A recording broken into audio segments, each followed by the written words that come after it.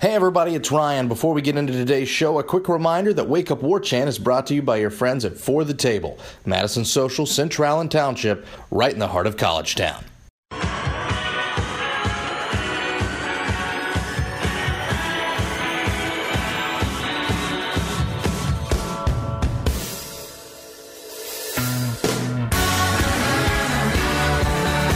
That's right, ladies and gentlemen, from Tallahassee to Thomasville and from coast to Atlantic coast, it's time to Wake Up War Chant here on 97.9 ESPN Radio, and it is a very happy Monday morning, July the 17th, to you and yours. You're currently listening to the voice of Ryan Kelly. I'm the director of digital media at warchant.com. I'm on Drew's side of the glass today. Drew's not with us today, but fret not. Ira Schoffel is set to join us on the phone line here in a minute to wrap up all things ACC Kickoff. That'll, of course, be great. It was a great week up there in Charlotte. Great couple days. Get caught up on all the things ACC. And, folks, football's coming. That was really the first time when I stepped out in Charlotte. You got to see that convention floor. You got to see Radio Row. You saw the big thing set up. You saw the national championship trophy, and you thought to yourself, well, this is right here, right in front of our faces. And, of course, September 2nd, not too far away, Florida State and Alabama. But, of course, I didn't have to tell you that. Thanks so much for waking up with us here, 6 a.m., 97.9 ESPN Radio, and, of course, our streaming devices, TuneIn, WTSM, Podcast, iTunes, Podcast Republic, just about anything under the sun that you can find. Rate and subscribe us if you can. We always thank you for that. radio@warchant.com. There's your email address. And at Wake Up War Chant is your Twitter account. Might want to check out warchant.com today. We're starting our Decades of Dominance. Our final position there, that's offensive line. We're going to go tackle. Then we're going to go guard. Then we're going to go center. And then we're going to have a complete team. Arguably, if you're talking about an all-time team for a program, you put that Florida State team up against just about anybody. And, of course, that offensive line as stout as it can be. So make sure you're voting for that on Twitter or the Tribal Council. If you're a War Chant member, make sure your voice is heard. Great show today, like I already mentioned. Ira Schoffel going to join us here any single second. And we've also got some great interviews from the quarterback of the Florida State Seminoles, Deondre Francois. I got a chance to catch up with him not too long after we caught up with Coach Fisher. And Lamar Jackson, the reigning Heisman Trophy winner in college football, of course, of the Louisville Cardinals. Our own Ryan Clark got to cover Lamar Jackson in high school. So they had a nice little reunion. That was a cool little moment for them, and we're going to play those interviews for you today. And with that being said, we have him on the phone line now, the managing editor of warchant.com, Mr. Ira Schoffel, who, of course, was in Charlotte over the last week at ACC Kickoff at the Westin up there. Ira, how are you, my friend? I'm good, Ryan. How are you? I'm doing just fine, buddy. I'll be honest with you. That was quite an eventful ACC kickoff. You have Jimbo Fisher and Dabo Swinney making the statements they make about the ACC. You have the reigning Heisman Trophy winner. You have all those trophies showing off. Listen, man, for as open and shut case as some in the national media have made it seem like Florida State's going to win the ACC, I'll say this: it was none short of headlines. No, you're right, and I think when you look at Clemson being the defending national champion, it's kind of it affords them the opportunity to kind of strut around a little bit, and I think Dabo, rightfully so. I think he stayed for both days. While the conference is set up now where the Atlantic Division goes one day and the Coastal Division goes the next day, it seemed like I think Dabo stayed for both days to kind of soak up the exposure that goes with winning a national title, and he has the right to do that. And so, I think it was an interesting, I would say dichotomy, an interesting clash of on the one hand, you have Clemson kind of getting to celebrate what they did and being honored for what they did last year.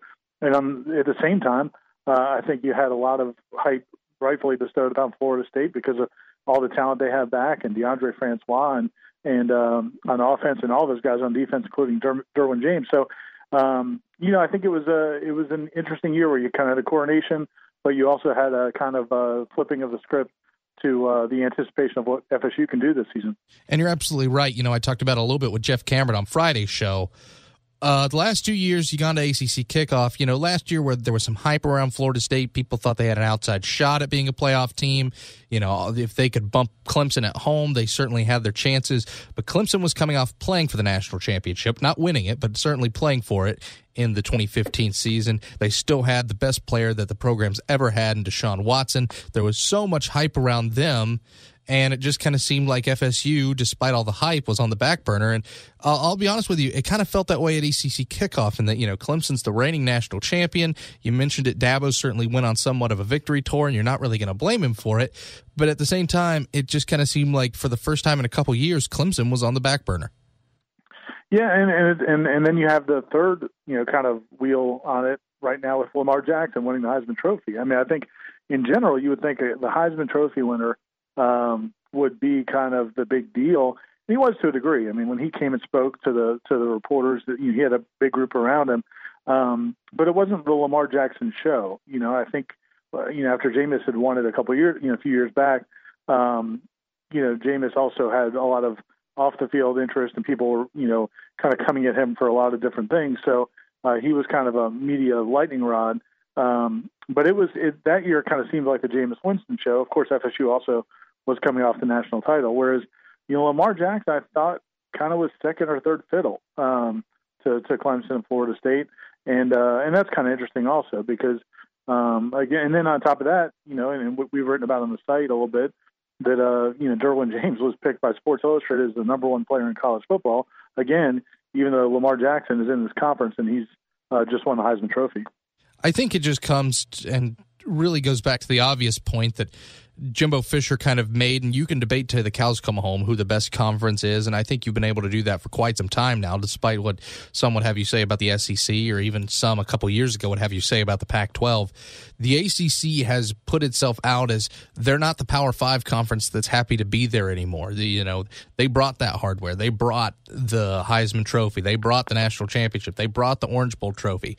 They brought the Bowl Challenge Trophy. They, to borrow from the institutional ads, brought their A-game, Ira, and they certainly showed off with it. And they certainly kind of showed, hey, we're not going to be the joke anymore. We're not going to be, we're just around for basketball anymore, and we've got a couple football schools. The ACC has sent a big, loud, clear message that they have folks, they have the coaching staffs now, they have the support of some of these fan bases and some of these alumni bases now to say, we're going to play football, and you know what? Maybe we're not going to be the best year in, year out, but we're going to prove, especially in years where our most talented programs are at their best, we're going to play with and beat anybody. Yeah, they definitely, I think proved that last season. And you look at the head-to-head matchups and then the bowls and everything else. But I think the key, and the ACC rightfully so, kind of really kind of hammer that home during kickoff, which they should.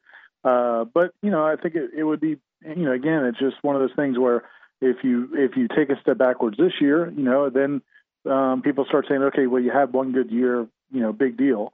Or one or a couple of good years. I think that's why a lot of people in the conference are looking at this FSU Alabama game. Not that one game defines anything, and not that it ruins anything if Florida State doesn't play well. But again, I think that everybody in the ACC is looking forward to that game, because if FSU, after what the ACC has done the last couple of years, if FSU were to go out and beat Alabama in an opener, again, it would just kind of further state that case. And I think what you've got to realize here is that this is the first time. It's interesting since West Virginia in that Orange Bowl, when Clemson gets 70 hung on them. Of course, we knew for a long time, if you were on a college football message board, or you were on college football Reddit or Twitter or Facebook or whatever, Clemsoning was one of the hottest and funniest jokes that went around college football for a very, very long time. And as much as I like to poke on it, as much as that Orange Bowl game still kind of makes you chuckle a little bit, Clemson's done a great job over the last 3-4 seasons of making sure that goes away. Those losses, or those big victories over Ohio State, of course, the first one coming in the Orange Bowl in 2013, a shutout in the college football playoffs last year, a victory over Alabama, a tough-fought loss against Alabama, a great win against LSU in the Peach Bowl. Clemson has really, in a place where you weren't really sure if they could, over the last couple seasons, has really taken the baton and run with it in the ACC, and now it's most certainly Florida State's turn again. They're the team with the hype. They're the team that has the, returning quarterback. They're the team that has all the talent on defense. They're the team that, according to Sports Illustrated, has the best player in all of college football. And that's why I think the ACC wants to keep this momentum going, and they want to keep this up, and they want to stay in the forefront, Florida State's success this season is highly imperative for that. Yeah, I mean, and it's going to be a challenge because, like you said, I think Clemson not only has, obviously Deshaun Watson was a huge part of what they did the last couple of years, but, is what they showed on defense last year is how well they recruited, because they lost so many guys from that defense from 2015. And that was a big question mark going into the last season. But that defense more than rose to the occasion. They've done an unbelievable job in recruiting, and they've been able to kind of plug guys in. And I think Dabo during kickoff was saying that, this may be his, one of their best defenses yet, and one of their best offensive lines yet. He's super, excited about this team, even though they've lost a lot of players from that national championship team. And then you look at Louisville, and the fact that Petrino's only in his third year. Lamar Jackson, is entering his third year as a quarterback, coming off winning the Heisman Trophy. They've got a lot of those guys back on defense. They've got, a lot of talent on offense. So they'll be, formidable as well. So I think all that, speaks well to the ACC. But what you worry about is, it's like when the SEC really was the beast of college football a few years ago. It's not anymore, but when it was, that you knock each other all off. What the problem for the ACC is, like, the SEC would get a pass when that happened. If Alabama lost an Ole Miss or somebody like that, a lot of times there would be kind of a pass because, this is such a great conference, you're going to lose a game. I don't know if the ACC gets that pass, even though they maybe have earned it the last couple of years. I still think perception would hurt the ACC if all of those teams kind of knock each other off and they'll have at least one loss.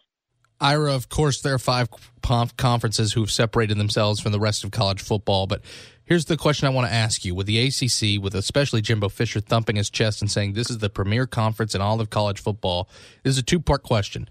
Can the ACC not necessarily always hold on to being the best conference, but can they hold on to being top 3 consistently? And if they can, what do they have to do it? I'm sure they can, but I don't know that I would bet on it, at least consistently. I think they have 2 things going against them. Number one, it's just, the sheer size of the schools and the alumni bases. I mean, again, the difference when you look at the Big Ten, it's all those flagship schools, all those 100,000 seat stadiums. And you look at the SEC with all those state schools, big state schools. I mean, they do have Vanderbilt for the most part. And a couple of the other schools are not quite as big, but we got a lot of big old legacy schools that have just sheer numbers of alumni, sheer numbers of financial support that FSU doesn't quite have. So I think, and then certainly when you add in, you look across the ACC, and that, you talk about the Wake Forest, the Dukes, the Boston College, the lack of success there. Syracuse, it's been a long time since they've been very good. I just think that, there's very good coaching in the league right now, and I think it's a good run. But I think over time, I just still wonder about the makeup of the ACC because of so many schools that are not, predominantly big, powerful alumni bases, huge football factories. I just think it's going to be hard for the ACC to stay in that top 2 or top 3 year in and year out. They'll have good runs, but I also think, the Big Ten, the SEC, and the Big 12 and the Pac-12, I think they're going to have their runs too. You mentioned it. It is a lot more private institutions in the ACC than maybe any of the other Power 5 conferences. And that is a point that I don't feel like we talk about enough. But certainly the ACC has made its case that it can stay. It can run with the big dogs.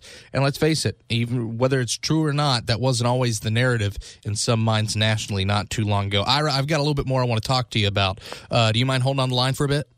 Yeah, sure thing. All right, so we'll hold on to you, and we'll talk back with Ira Schoffel in the second segment. But first of all, we got to get you caught up on all that's gone on in the world of sports last night. This, folks, is why you were sleeping. Hello. Good morning. Wake up. Wake up. Wake me up. Good morning. Good morning. What happened last night?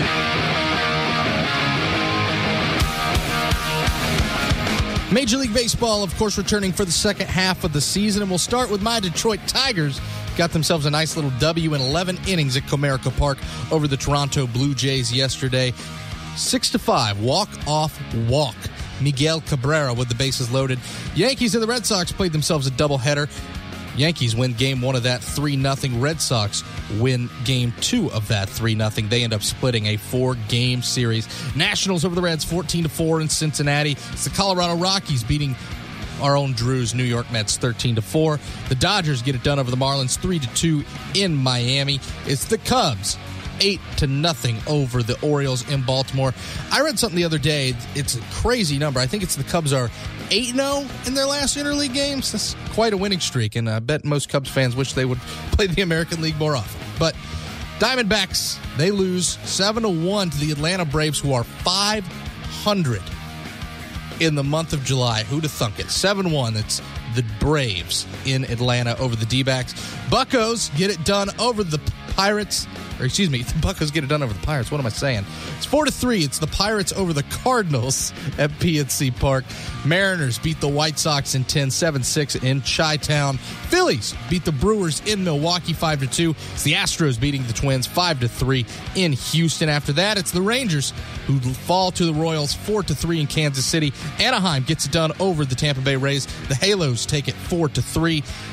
The Oakland Athletics with a win over the Tribe, 7-3 over Cleveland. 7-1, that's San Diego over the hapless Giants. Boy, that's as hapless of a rivalry in Major League Baseball at the moment. San Diego and San Francisco. Sorry, Giants fans. Sorry, Padre fans. You know it's true. And then, of course, we already mentioned the Yankees and the Red Sox late-night doubleheader. When we come back, it's more with Ira Schoffel on Wake Up War Chant, 97.9 ESPN Radio.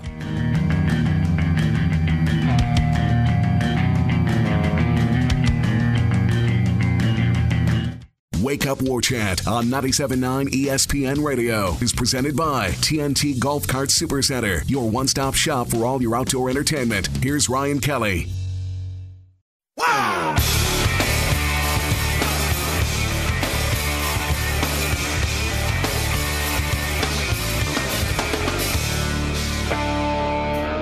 All right, welcome back to Wake Up War Chant, 97.9 ESPN Radio. When we last left off in our conversation, Ira Schoffel and I were talking about the sustained success of the ACC. Can they continue to have the run that they had a year ago? Ira rejoins us on the phone line. And Ira, obviously this is to lead into Deondre Francois and Lamar Jackson, who are coming up in the next segment. But I do think a big cog in what the ACC has to do to keep this rolling is quarterback play. And, you know, in today's football, whether you like it or not, I think it's absolutely no surprise that the SEC's level of quarterback play has also kind of gone hand in hand with their demise. And the ACC's level of quarterback play has gone hand in hand with them kind of regaining a level of respect among the Power 5 conferences in football. What do you think about that? Yeah, I agree with you. And to just cap off what I said in the last segment, because I forgot, I said that I had 2 points and I only said one of them. The other thing that I think is going to hurt the ACC unless they can rectify it with the ACC network is that gap in the financial area. The fact that, the ACC obviously is making so much less right now than some of those other conferences because of their TV deals. That's the other thing that is going to need to be rectified for the ACC over the long term to kind of stay up there. But you're right. I mean, I think the quarterback play has been a huge differentiator for the ACC, and I think it's going to continue to be honest with you. I mean, Jimbo Fisher is always going to have great quarterbacks because of the system he uses, because of his reputation. Mark Richt, I think, is going to get very good quarterbacks at Miami. Larry Fedora is going to get very good quarterbacks in North Carolina because of the system they run. You look at the success with Mitch Trubisky last year. I think Bobby Petrino is going to get very good quarterbacks, and he's going to do a good job of kind of molding his offense around them. I think Dabo Swinney in that offense, they're going to get good quarterbacks. I think you can go up and down the list. There's a lot of Dino Babers. I think at Syracuse is going to be able to attract some quarterbacks. So I just think that that's not going to be I don't think this was just a kind of a lightning in a bottle run. I think the ACC for several years has had much better quarterbacks than, say, the SEC or maybe the Big 12. And I think that's going to continue because of the systems that are in place in this conference. You know, you mentioned Dino Babers. I didn't even plan on talking about this, but you and I walked past Eric Dungy, and I just kind of looked over at you, and I said, gosh, he just kind of looks like an NFL quarterback, doesn't he? And you could say that about a lot of the guys who've been roaming the hall at media days and kickoff lately. Yeah, he does. He's a super smart guy, and, I know Jimbo, every time we've talked to Jimbo about Eric Dungy, he's been very, very high on him. And you just talk to him. I mean, you just get the sense that he's got really gets it. really understands football, and is a very good athlete. He can run, he can throw. I think he, he's an impressive guy. And you made the comment that you wouldn't mind seeing him maybe putting on a Jaguar uniform at some point. If Blake Bortles turns out to not be the answer and Dungy has another year like that, I think it's worth asking him how he feels about the color teal. That's all I'll say about that. But I'll say if he has another good year, he's another guy who's going to get a ton of top 10 NFL draft contention. Mitch Trubisky played a year, and he was the number 2 pick in the NFL draft. I think that speaks volumes about where the quarterbacks are in the ACC. And now you have a Heisman Trophy winner returning for his second season. You have Deondre Francois, who's in the top 10 in betting odds in just about every book you can imagine of winning the Heisman Trophy, and all the expectations that come with Florida State. But here's the one thing that I do find interesting, Ira. Both of those quarterbacks I just mentioned, Lamar Jackson, Deondre Francois, they have one huge thing in common, and it's not a good thing. Would you care to take a stab? They're not prototypical NFL quarterbacks, for sure. I don't know what position Lamar Jackson's going to play at the next level. If he, I assume he's going to play. Is he a receiver? It's a good question, but I was more thinking in the immediate term for next season, for when they take the field for Louisville and Florida State. Offensive line issue. They have one big question. You hit it right on the head. Yeah, and I think that's. I was just thinking earlier about Lamar Jackson and kind of how he projects, but yeah, for this season, there's no question. I mean, what happened in the second half of last season with Louisville's offensive line? It was what everybody thought was going to be their Achilles heel all season, but for some reason, early in the year, they put it together. They were great against FSU's defensive front. Now again, that may have been smoke and mirrors because FSU, Josh Sweat was banged up, Derek Nottie was banged up, Derwin James wasn't available. So they may have had some. It may have been one of those things where they didn't they didn't face the best. But I think when you look at Florida State's offensive line as well, it could end up being very good. But we just don't know yet. We're going to have to see what happens. But I also think it is, as far at least in Lamar Jackson's case, it's also worth noting that he and they somewhat held their own against Clemson. I mean, that's a really close game right till the very end against, you said it, Ira, maybe one of the most stout defensive fronts in the ACC. So it is kind of an enigma there with Lamar Jackson. But overall, I think it just kind of goes to show, as important of a position as it is on the field, having those guys in front of you is just as important. Oh yeah, I mean, there's no doubt, and that's where again, I think it's kind of tough to evaluate, this conference. It's tough to make the picks. I mean, we all had to make our picks and our predictions for the conference, all ACC team, but then also for the conference order of finish. And I've got Florida State winning the conference. I got Florida State winning the division and also winning the conference. But it's hard. I mean, it's hard to say it with a great deal of conviction because we don't know exactly what's going to happen with that offensive line. Now, Jimbo said Landon Dickerson's healthy. We spoke to Alec Eberle last week, previewing the Live for Life event that they've got going on Tuesday, and he said, he's bigger and stronger, and he's been working out on his upper body and lower body, so he seems to indicate he's in good shape. Those are two very positive signs. But again, this offensive line is going to have a much different look to it this year, and as impressive as Deondre Francois was last year, without Dalvin Cook, he's really going to need that offensive line to kind of become not just serviceable, but be a weapon for the offense. Ira, it's a little off topic, but I wanted to ask you before I forget. You mentioned you picked Florida State to win the Atlantic and the ACC. Who do you have coming out of the Coastal? I went with Miami, but I didn't feel good about it. The problem is, who else do you go with? I think obviously Virginia seems like they're going to have a tough year. I'm not going with Paul Johnson. I can't do that. Ira Schoffel not going with Paul Johnson. I'm shocked. I'm astonished, I tell you. I know. I looked at North Carolina. Don't really see it. I looked at Virginia Tech. Don't really see it. So I went with Miami, but I don't feel good about it. I think the quarterback situation is going to be an issue for them. It's just, again, they've been picked to win the division several times and have never sniffed the ACC championship game. And, N'Kosi Perry is a kid that I think can be great in time. I'm with you there while we're on the quarterback train, and you mentioned it yourself. Mark Drick's a guy who's going to get himself solid quarterback play. Every now and then at Georgia, there was the Joe Cox year or that kind of stopgap year, but, I mean, Matt Stafford and Aaron Murray, I mean, those numbers kind of speak for themselves. He's going to get his guys to help run his pro system, this kind of balanced run, pass, play action, all that stuff. But plus, Miami obviously has a great quarterback history, not recently necessarily, but over the years, that's one of the schools that is known for great quarterbacks. And it just kind of feels like, I don't want to say Miami's been a quarterback away, because, a lot of times under Al Golden, Miami was an entire 11 players on defense away, it felt like. But it does feel like if Mark Richt wants to take that next step, he's got to get that guy under center.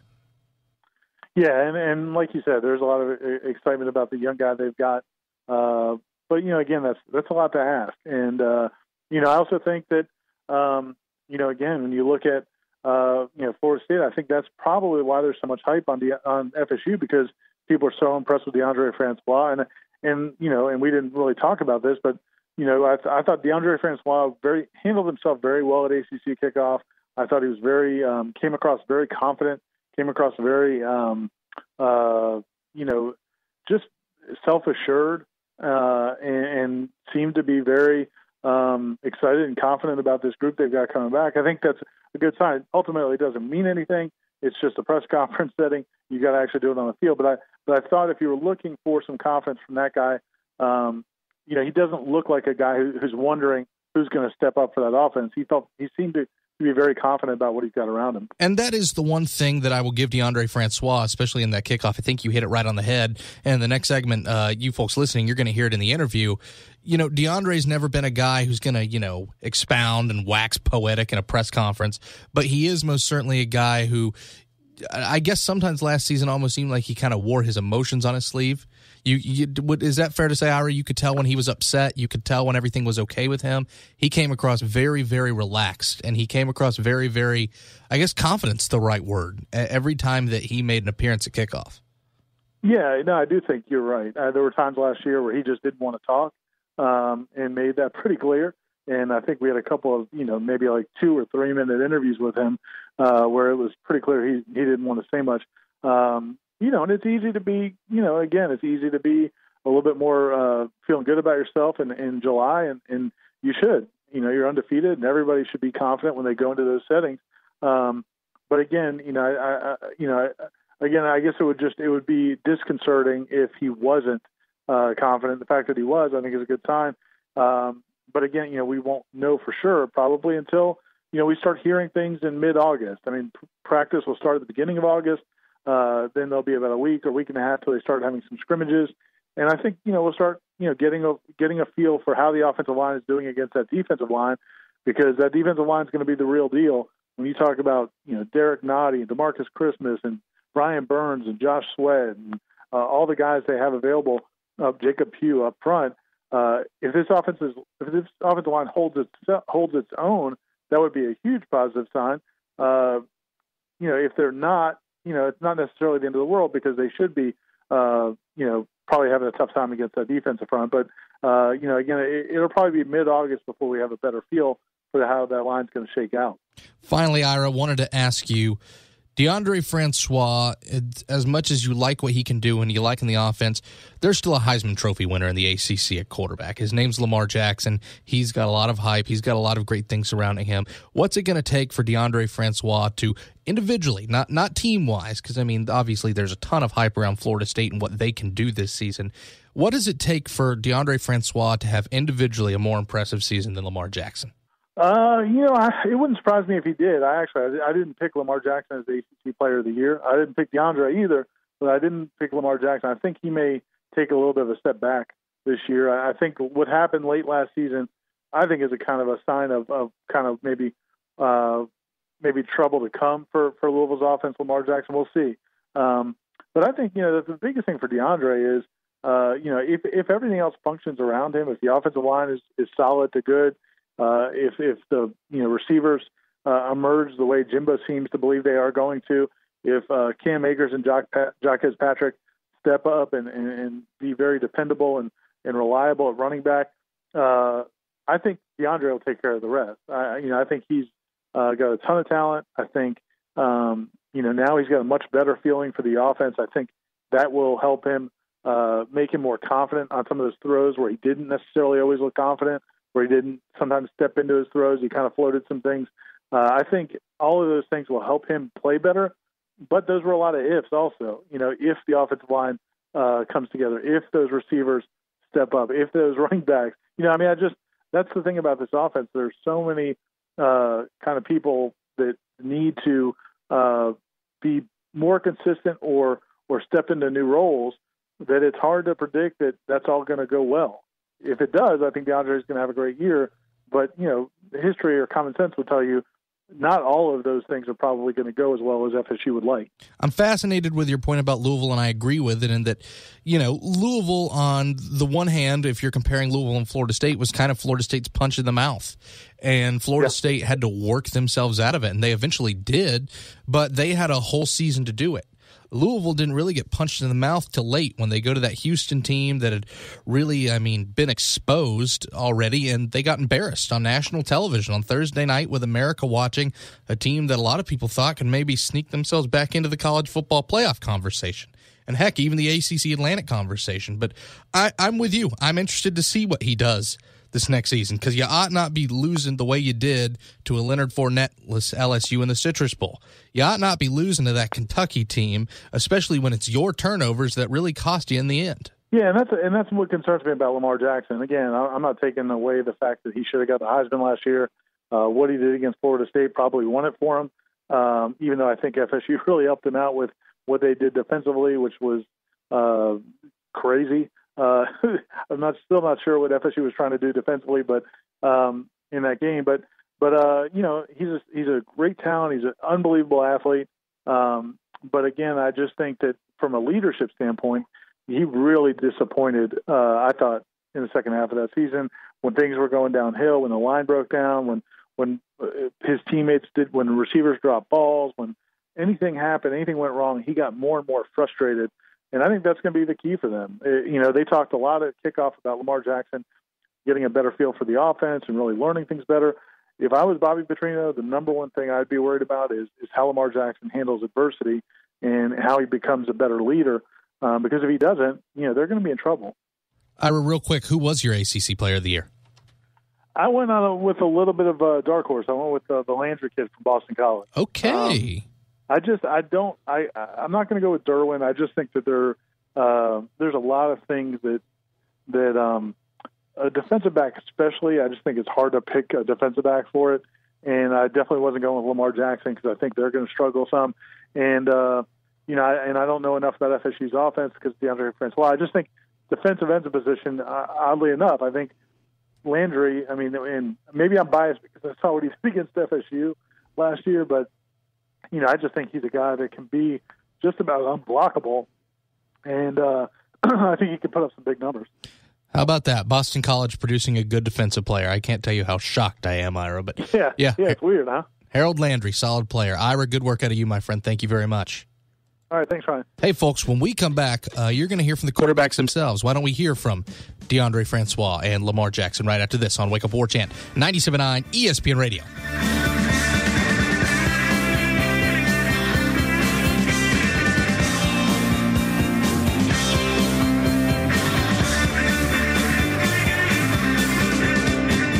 Yes, Florida State just landed a 5-star commitment. I don't see that anywhere online. How did you get that news so fast? I'm on the new warchant.com app. I get news updates and scores pushed to my phone instantly. How much does it cost? It's free. Just go to iTunes or the Google Play Store, type in Warchant, and install it on your phone. That's it. A free app that keeps me constantly up to date on Florida State sports and recruiting? Wow, that makes it incredibly easy to follow my Seminoles and never miss out. With the app, you'll also get quick access to all the stories and features on Warchant, including the ever-popular message boards that feature thousands of fans talking about the Noles. Warchant.com, your ultimate Seminole source.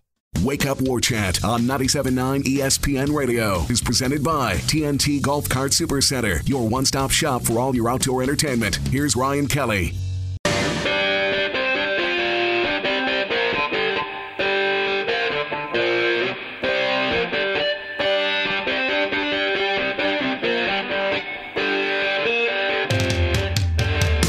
Welcome back to Wake Up War Chant here on 97.9 ESPN Radio. And as promised, your quarterback, Mr. Deondre Francois, and then our own Ryan Clark, who got to cover the Heisman Trophy winner out of the University of Louisville, Lamar Jackson, on the other end. We're going to play these back-to-back because they're short enough to fit into one segment. So I'm going to play Francois with you, and then we're going to play Ryan Clark, and then we're going to head on out to break. More on the other end. But until then, of course, enjoy Deondre Francois and Lamar Jackson. A redshirt sophomore by the name of Deondre Francois. Sir, how are you, my friend? I'm doing well. How about yourself? I can't complain, man. And, I mean, it's hard to complain. This is a pretty cool event. All these folks, everything going around, all this action. I know you guys made it in this morning, right? Mm-hmm. Yeah. So everything going well with you? Yeah, everything cool. Couple steady. You know me, man. I'm just out here enjoying it. Yeah, and just enjoying every moment, man. Just enjoying this opportunity to be here. It's just a blessing to be here. I'm so glad I'm here. You know, that means I'm doing something right in my life. Making these connections with all these new people, networking, you know, mingling. Yeah, meeting the folks. Yeah. So year 2 is the starting quarterback at Florida State. I've been asking just about everybody that's rolled through this question. What do you know now about being the starting quarterback at Florida State that you wish you knew this time a year ago? Just the patience that you need. I was young and eager, and over the season I learned how to be patient. And when I got patient, I got better. Not rushing things, taking what the defense is giving me. And I feel like adding that to my game will make me a much better player. Do you feel like patience is maybe something that the team learned as a whole throughout that season? Really anxious to start the year, have to come back against Ole Miss, and then, of course, the Louisville game happens, the weird game against North Carolina happens. Do you feel like that's something that you maybe had to learn as a team? Yeah, we did. You know, we learned it, we conquered it, and we did it. And then by the end of the season, we went through a great stretch. And, you know, that stretch led us to an Orange Bowl victory. And you saw it, I mean, just with you, the emotion that you guys had sometimes. Of course, you charging into the end zone against Michigan, against Florida. You guys just seemed like towards the end of the season you'd settled and you guys were just having fun. Yeah, listen, though. What happened was it was just we became so passionate, we started playing for each other rather than a national championship. Because, you know, our national championship hopes were over. So we didn't have nothing else to play for but for each other. So that's what we did. And when we started playing for each other, oh, boy. So the ball started rolling. Kind of the old idea that it's so freeing when you have nothing to lose, kind of. Exactly. We ain't had nothing to lose, so, you know, we just went out there with, you know, something with a point to prove, not to, you know, everyone on the outside, but to ourselves that we're not just going to let this season be a fluke. We're going to work hard. We're going to get to the top where we as highest as we can go, and that was the Orange Bowl. And, you know, later on in the season, you and some of those younger receivers, of course, Auden Tate and Nooney at the top of that list, really kind of emerged and started really kind of clicking together. How has that relationship been going from kind of the momentum you gained at the end of the season going into the offseason? How's your relationship with those guys right now? My relationship is good. You know, those guys, we came in together. We're roommates, we're best friends. And we connect on another level because they like to work, and they know that I'm all about work. So when you have 3 guys who like to work out, we work out a lot, and our timing is getting down. And, you know, that would prevent more sacks because my timing receivers are getting better, and I can get the ball out much, much quicker than I was last year. Coach Fisher told us going into fall camp that it definitely seems like there's a bigger sense of urgency with this team than maybe there was this time last year. Do you see that? Yeah, we see it. You know why? It's because as the leaders of the team now, me and Derwin, we're honing in on starting fast. We're honing in on the little details. And I feel like the younger guys are looking up to us because we're the older guys now. So we have no choice but to lead by example and be vocal leaders. So now that we're leading in the ways that we know how to lead, the team is gaining our culture. They're gaining our identity of the type of guys that we are. That's why we have no room for error as the team leaders. You know, and you talked about being team leaders. You're a redshirt sophomore. Derwin, for all extensive purposes, he's technically a redshirt sophomore, but I mean, he's a junior technically. This is his 3rd year actually playing and on the field. It's hard sometimes to be those sophomores and those freshmen who are trying to gain attention and they're trying to gain respect. Do you feel like that was part of why it was so important for you to continually get back up? I mean, you took a lot of hard hits last year. How did the locker room kind of respond to you getting back up and continuing to play and continuing to fight? You know, when I was taking those hits, I wasn't really thinking about gaining respect. I was just thinking about getting up and moving the ball down the field as best way as I can. But as the season went on, it left my teammates with no choice but to respect me because of what I was doing, getting up after, you know, being hit, which on the outside it seems bad, and it does hurt to get tackled. That's just a part of the game, but it's football. I'm a man, and I love to play the game of football. I know that I'm going to get hit going into each and every game, and I'm okay with that. And I'm going to try my best to, limit those hits, but it's just what comes with playing football. Just two more for you, Deondre, and I know you got to run. First of all, big picture, what are you expecting out of your offense this season? I'm expecting consistency in whatever we're doing. And finally, my friend, probably going to be number 1 versus number 2. How excited are you to play Alabama? I'm very excited, man. It's a blessing. I feel like God couldn't have put me in the best position, a brand new stadium against the top team in the nation. If I want to be, an NFL quarterback one day and a top player in the country, this is the best way to do it. He couldn't have drew it up any better. Well, Deondre, thanks so much. I know you got to run. Thanks so much for your time. Good luck for the season, man. Yes, sir. I'm sitting here with Heisman Trophy winning quarterback, Boynton Beach native, and young man I covered in high school, Lamar Jackson. I think let's kind of start with the obvious question. What has the last year really been like for you? Because it seems like it wasn't that long ago you were, this kid who had a lot of promise, and now all of a sudden, you're the Heisman Trophy winner and this and that. So what's it been like? It's been a big whirlwind. I've been everywhere, meeting new people, being a bigger role model to young kids. It's been great. I say it's been great. So let's go back to that FSU game, which for a lot of FSU fans, they probably don't want to talk about it.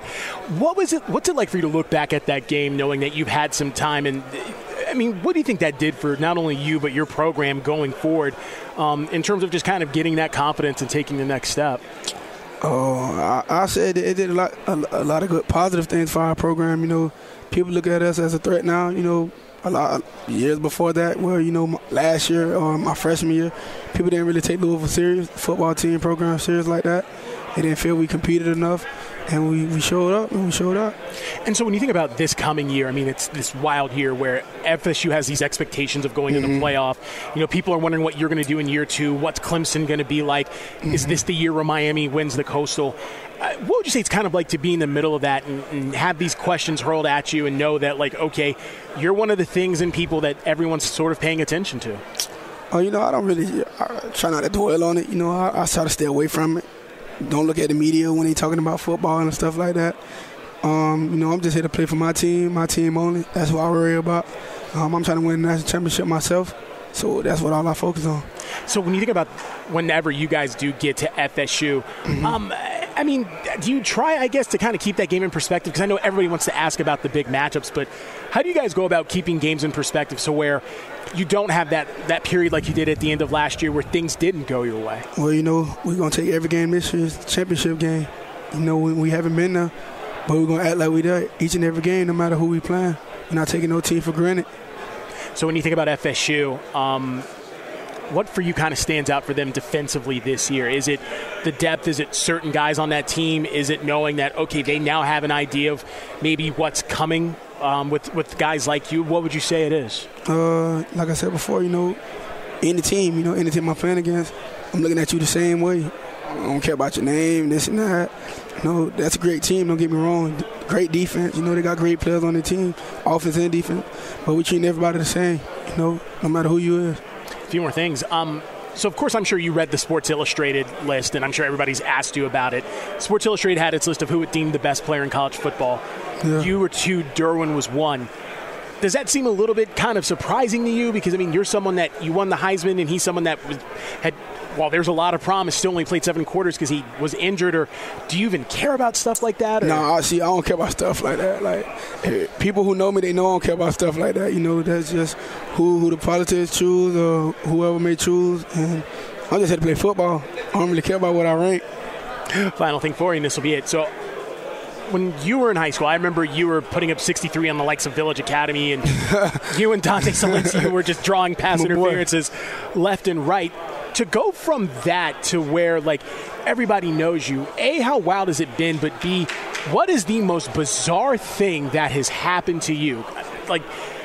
We've had people say, someone approached me in the street and it was X, Y, and Z. There was one kid I interviewed once who was a baseball prospect. He said he had an old man follow him to a convenience store for his autograph. So what would you say has been the most bizarre thing you've been somebody inboxed me and told me, I have your number.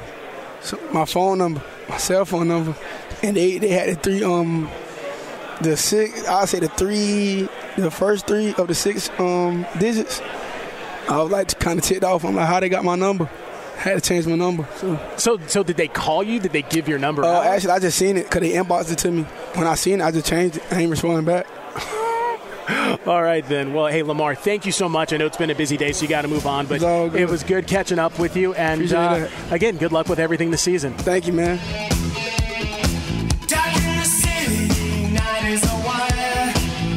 Wake Up War Chant on 97.9 ESPN Radio is presented by TNT Golf Cart Supercenter, your one-stop shop for all your outdoor entertainment. Here's Ryan Kelly.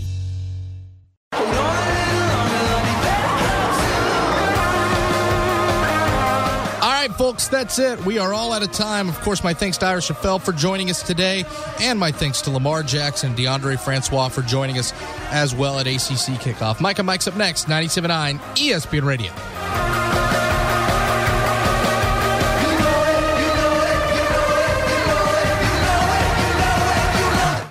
WarChant.com is the ultimate inside source for FSU football and recruiting.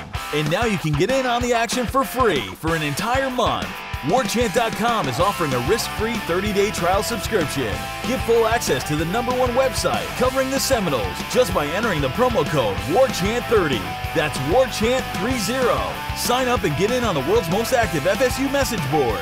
Receive breaking news, stories from our award-winning staff, plus get exclusive interviews and videos. Just enter the promo code WarChant30.